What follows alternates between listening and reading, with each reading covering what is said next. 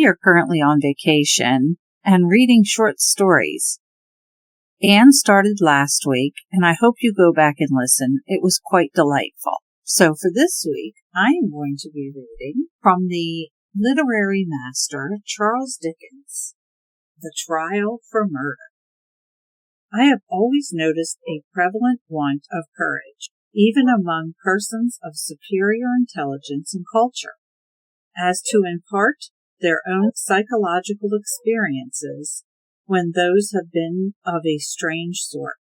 Almost all men are afraid that what they could relate in such wise would find no parallel or response in a listener's internal life, and might be suspected or laughed at. A truthful traveler, who should have seen some extraordinary creature in the likeness of a sea serpent, would have no fear of mentioning it. But the same traveler, having had some singular presentiment, impulse, vagary of thought, vision, so-called, dream, or other remarkable mental impression, would hesitate considerably before he would own to it. To this reticence I attribute much of the obscurity in which such subjects are involved. We do not habitually communicate our experiences of these subjective things as we do our experiences of objective creation. The consequence is that the general stock of experience in this regard appears exceptional, and really is so, in respect of being miserably imperfect. In what I am going to relate, I have no intention of setting up, opposing, or supporting any theory whatsoever. I know the history of the bookseller of Berlin. I have studied the case of the wife of the late astronomer royal as related by Sir David Brewster, and I have followed the minutest details of a much more remarkable case of spectral illusion occurring within my private circle of friends. It may be necessary to state, as to the last, that the sufferer, a lady, was in no degree, however distant, related to me.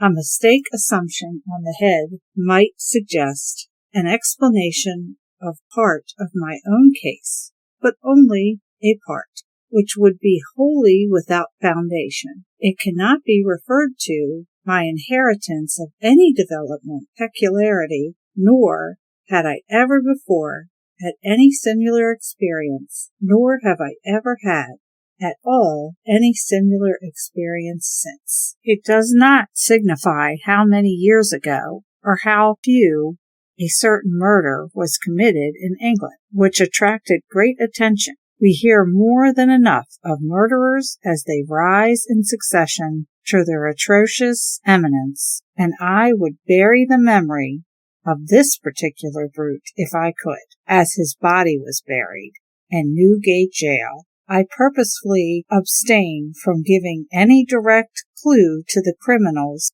individuality. When the murder was first discovered, no suspicion fell, or I ought rather to say, for I cannot be too precise in my facts. It was nowhere publicly hinted that any suspicion fell on the man who was afterwards brought to trial, as no reference was at any time made to him in the newspapers. It was obviously impossible that any description of him can be at the time have been given in the newspapers.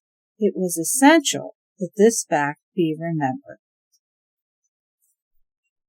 Unfolding at breakfast my morning paper containing the account of that first discovery, I found it to be deeply interesting, and I read it with close attention. I read it twice, if not 3 times. The discovery had been made in a bedroom, and when I laid down the paper, I was aware of a flash, rush, flow. I do not know what to call it. No word I can find is satisfactorily descriptive, in which I seem to see that bedroom passing through my room, like a picture impossibly painted on a running river. though almost instantaneously in its passing, it was perfectly clear, so clear that I distinctly, and with a sense of relief, observed the absence of the dead body from the bed. It was in no romantic place that I had this curious sensation, but in chambers in Piccadilly, very near to the corner of St. James Street. It was entirely new to me. I was in my easy-chair at the moment, and the sensation was accompanied with a peculiar shiver, which started the chair from its position. But it is to be noted that the chair ran easily on casters. I went to one of the windows, where there are two in the room, and the room is on the second floor, to refresh my eyes with the moving objects down in Piccadilly. It was a bright autumn morning, and the street was sparkling and cheerful. The wind was high. As I looked out, it brought down from the park a quantity of fallen leaves, with which a gust took and whirled into a spiral pillar. As the pillar fell and the leaves dispersed, I saw two men on the opposite side of the way, going from west to east. They were one behind the other. The foremost man often looked back over his shoulder. The second man followed him at a distance of some 30 paces, with his right hand menacingly raised. First, the singularity and steadiness of the threatening gesture in so public a thoroughfare attracted my attention, and next, the more remarkable circumstances that nobody heeded it. Both men threaded their way along among the other passengers with a smoothness hardly consistent even with the action of walking on a pavement, and no singular creature that I could see gave them place, touched them, or looked after them. In passing before my window, they both stared up at me. I saw their faces very distinctly, and I knew that I could recognize them anywhere.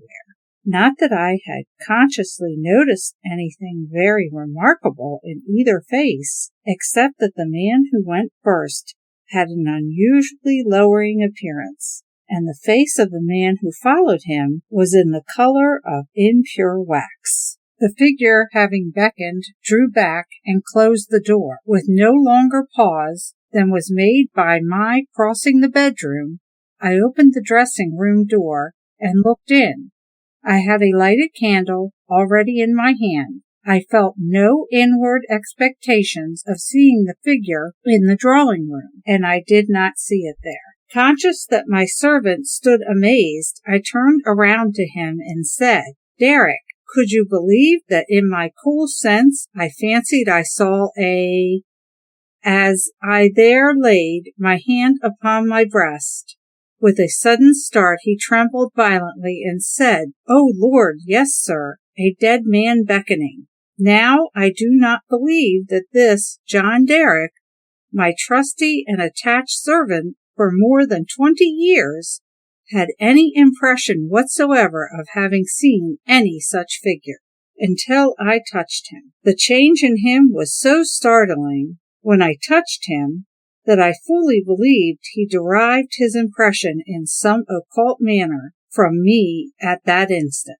I bade John Derrick bring some brandy, and I gave him a dram, and was glad to take one myself, of what had preceded that night's phenomenon. I told him not a single word. Reflecting on it, I was absolutely certain that I had never seen that face before, except on that one occasion in Piccadilly. Comparing its expression when beckoned at the door with its expression as it had stared up at me as I stood at my window, I came to the conclusion that on the first occasion it had sought to fasten itself upon my memory, and that on the second occasion It had made sure of being immediately remembered.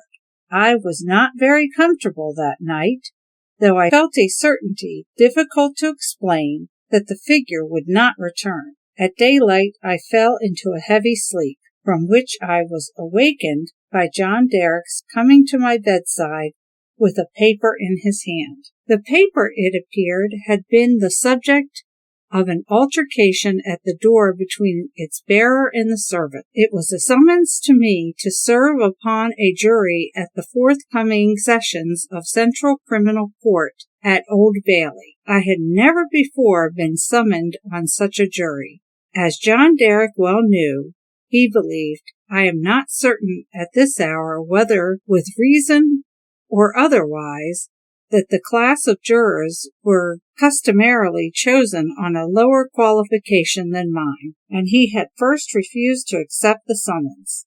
The man who served it had taken the matter very coolly.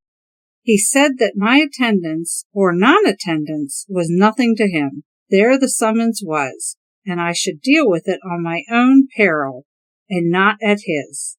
For a day or two I was undecided whether to respond to his call, or take no notice at all. I was not conscious of the slightest mysterious bias, influence, or attraction one way or the other, and that I am strictly sure as every other statement that I make here. Ultimately, I decide, as a break in the monotony of my life, that I would go. The appointed morning was a raw morning in the month of November.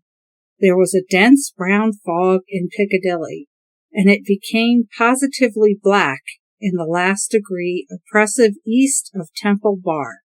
I found the passage and staircase of the courthouse glaringly lighted with gas, and the court itself similarly illuminated.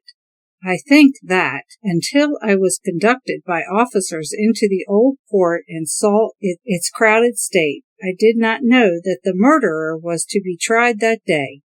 I think that, until I was so helped into the old court with considerable difficulty, I did not know into which of the two courts sitting my summons would take me. But this must not be received as a positive assertion, for I am not completely satisfied in my mind on either points. To jurors in waiting. I took my seat in the place appropriated to jurors in waiting, and I looked about the court as well as I could through the cloud of fog and breath that was heavy in it. I noticed the black vapor hanging like a murky curtain outside the great window, and I noticed the stiffening sound of wheels on the straw or tan that was littered in the streets. Also the hum of people gathered there, which a shrill whistle or a louder song or hail than the rest occasionally pierced. Soon afterwards the judge, 2 in number, entered and took their seats. The buzz in the court was awfully hushed. The direction was given to put the murderer to the bar.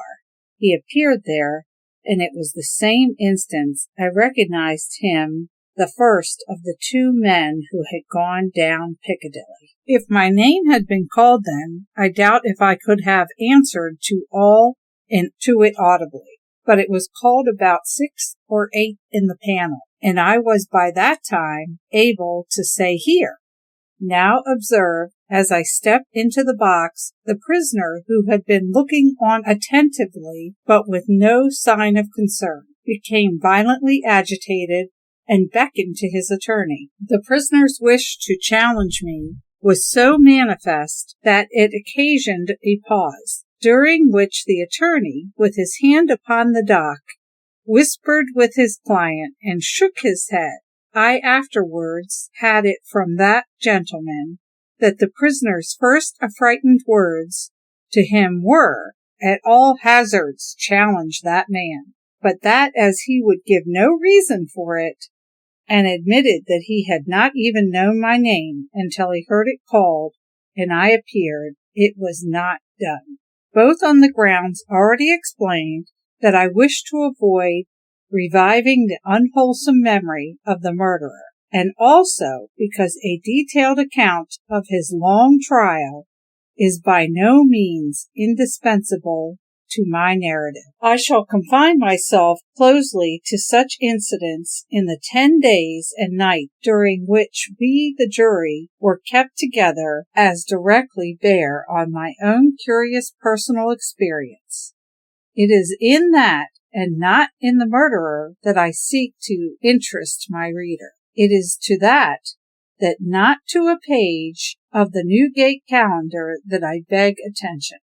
I was chosen foreman of the jury on the second morning of the trial. After evidence had been taken for 2 hours, I heard the church clock strike, happened to cast my eyes over my brother jurymen. I found an inexplicable difficulty in counting them. I counted them several times, yet I always, with the same difficulty. In short, I made them one too many. I touched the brother juryman, whose place was next me, and I whispered to him, "Oblige me by counting us." He looked surprised by the request, but turned his head and counted. "Why," he said suddenly, "we are but no, it's not possible. No, we are 12. According to my counting that day, we were always right in detail, but in the gross we were always one too many. There was no appearance, no figure, to account for it, but I had now an inward foreshadowing of the figure that was surely coming. The jury was housed at the London Tavern. We all slept in one large room on separate tables, and we were constantly in the charge and under the eye of the officer sworn to hold us in safekeeping. I see no reason for suppressing the real name of that officer. He was intelligent, highly polite, and obliging, and I was glad to hear, much respected in the city. He had an agreeable presence, good eyes,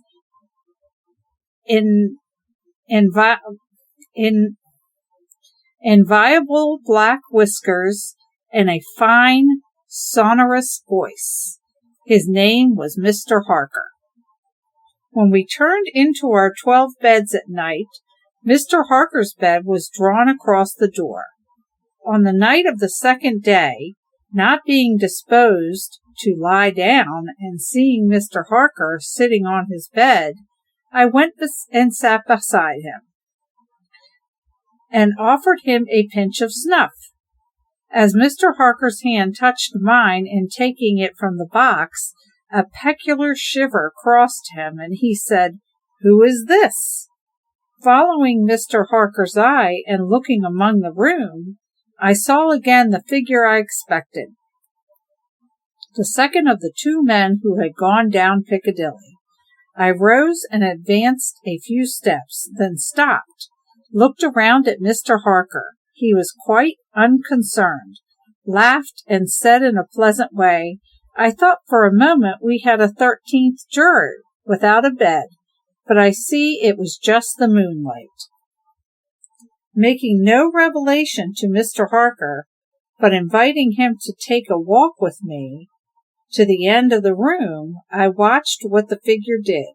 It stood for a few moments by the bedside of each of my 11 brother jurymen. Close to the pillow, it always went to the right-hand side of the bed, and always passed out across the foot of the next bed. It seemed, for the action of the head, merely to look down pensively at each recumbent figure. It took no notice of me or my bed, which was the nearest to Mr. Harker's. It seemed to go out where the moonlight came in, through the high window, as by an aerial flight of stairs. Next morning at breakfast, it appeared that everybody present had dreams of the murdered man last night, except myself and Mr. Harker. I now felt convinced that the second man who had gone down Piccadilly was the murdered man, so to speak.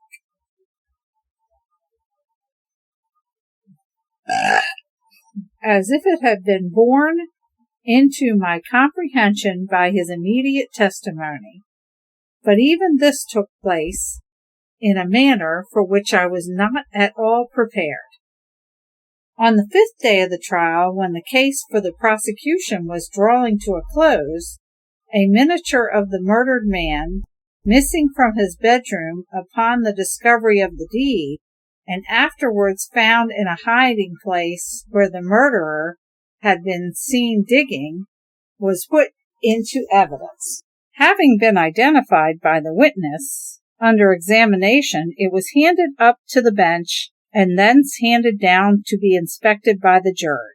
As an officer in a black gown was making his way with it across to me, the figure of the second man who had gone down Piccadilly impetuously started from the crowd, caught the miniature from the officer, and gave it to me with his own hands, at the same time saying in a low and hollow tone, "Before I saw the miniature which was in the locket, I was younger then, and my face was not then drained of blood.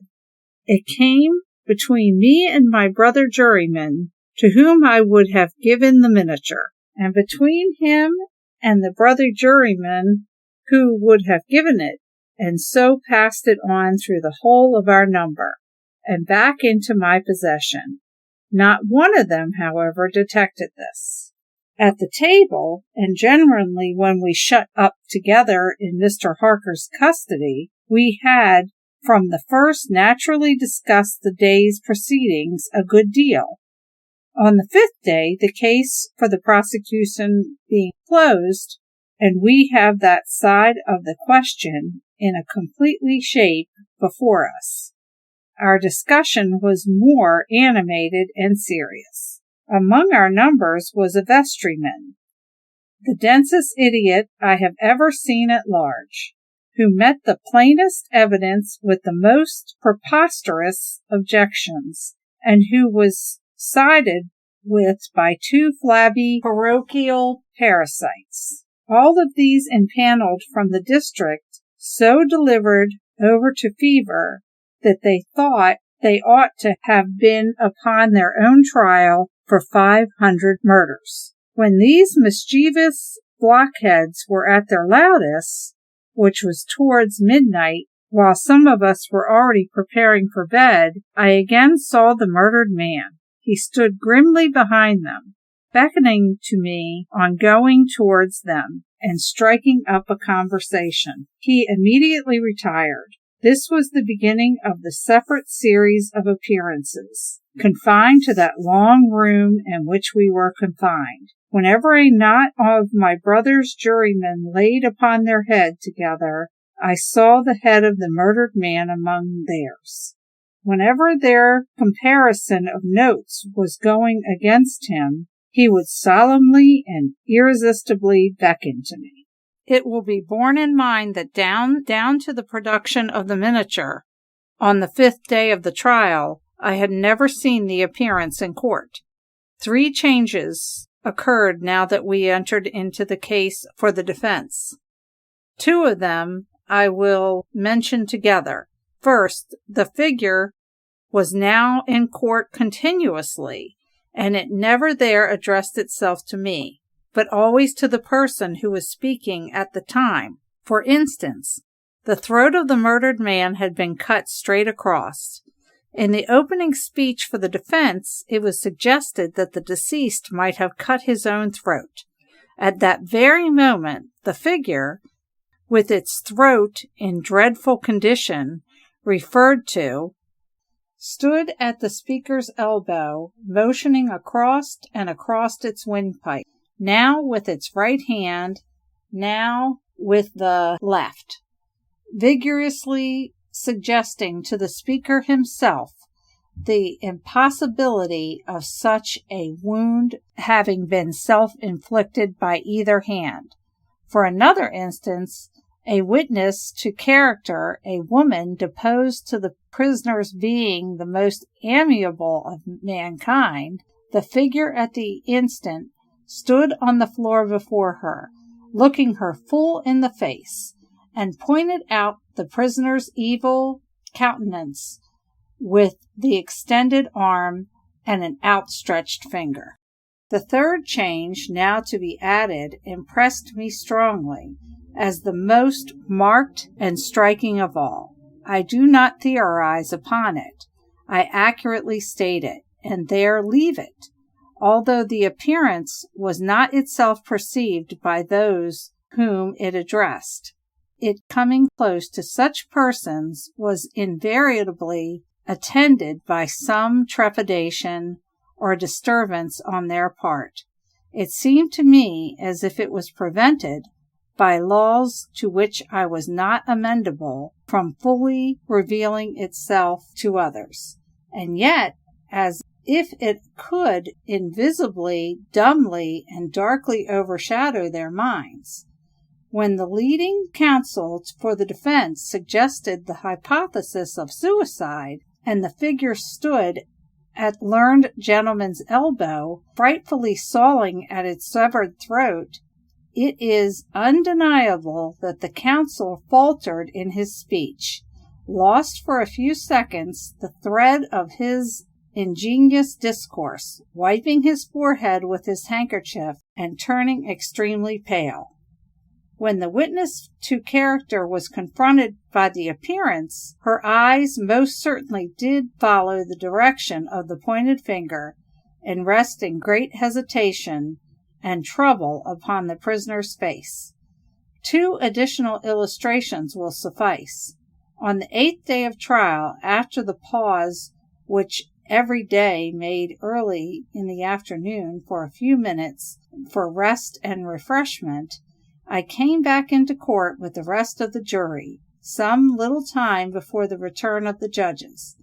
Standing up in the box and looking at me, I thought the figure was not there, until chancing to raise my eye to the gallery, I saw it bending forward and leaning over a very decent woman, as if to assure itself whether the judges had resumed their seat or not.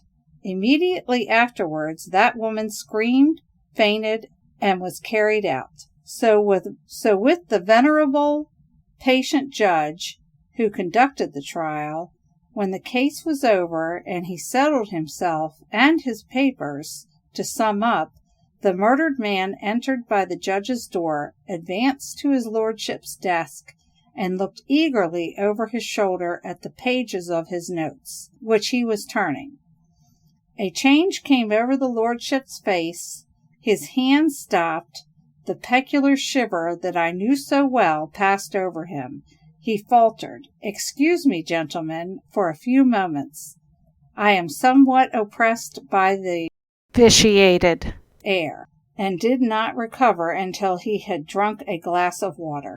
Through all the monotony of 6 of those interminable 10 days, the same judges and others on the bench, the same murderer in the dock, the same lawyers at the table, the same tones of question and answers rising to the roof of the court, the same scratching of the judge's pen, and the same ushers going in and out, the same lights kindled at the same hour when there had been any natural light of day, the same foggy curtain outside the great window when it was foggy, the same rain pattered and dripping when it was raining, the same footmarks or turnkey and prisoner day after day on the same sawdust, the same keys locking and unlocking the same heavy door, through all the weariness, monotony, which made me feel as if I had been the foreman of this jury for a vast period of time, and Piccadilly had flourished with Babylon. The murdered man never lost one trace of his distinctness in my eye, nor was he at any moment less distinct than anyone else. Call by his name of the murdered man looked at the murderer. Again and again I wondered, why does he not? But he never did. Nor did he look at me. After the production of the miniature, until the last closing minute of the trial arrived, we retired to consider at 7 minutes before 10 at night. The idiotic vestryman and his 2 parochial parasites gave us so much trouble that we twice returned into court to beg to have certain extracts from the judge's notes reread. 9 of us had not the smallest doubt about these passages. Neither, I believe, had anyone in the court. The dunder-headed Triumvites, having no idea but obstruction, disputed them for that very reason. At length we prevailed, and finally the jury returned into court at 10 minutes past 12. The murdered man at that time stood directly opposite the jury box, on the other side of the court. As I took my place, his eyes rested on me with great attention. He seemed satisfied, and slowly shook a great gray veil, which he carried on his arm for the first time, over his head and whole form. As I gave in our verdict, guilty, the veil collapsed and all was gone, and his place was empty. The murderer, being asked by the judge, according to usage, whether he had anything to say before sentence of death should be passed upon him, indistinctly muttered something which was described in the leading newspapers of the following day as a few rambling, incoherent, half-audible words, and which he was understood to complain that he had not had a fair trial, because the foreman of the jury was prepossessed against him. The remarkable declaration that he really made was this: "My lord, I knew I was a doomed man when the foreman of my jury came into the box. My lord, I knew I would never be let off, because before I was taken, he somehow got to my bedside in the night, woke me, and put a rope around my neck." I hope you enjoyed this short story by Charles Dickens.